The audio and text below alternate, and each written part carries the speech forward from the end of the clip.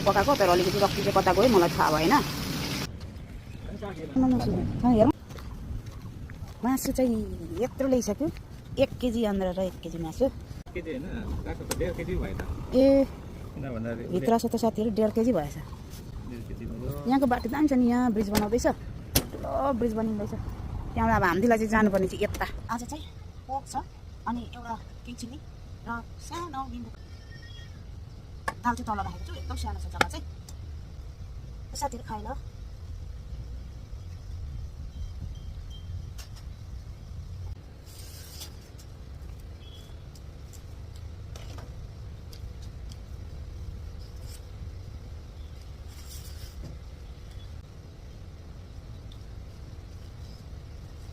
यसरी हालेर खान्छ।